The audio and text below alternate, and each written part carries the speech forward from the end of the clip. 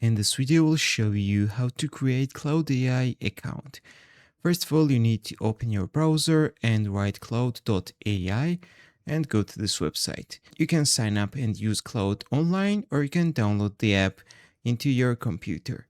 I will show you how to do it online, so you can use this continue with Google option, or just write your email address here. Then you will go to this page where you need to tick both of this.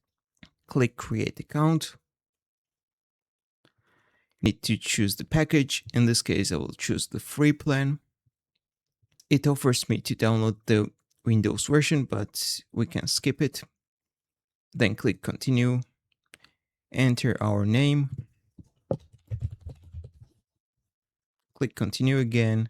We need to choose our profession, for example, software engineer. And that's all. We created the Claude account. This is the free version of the Claude.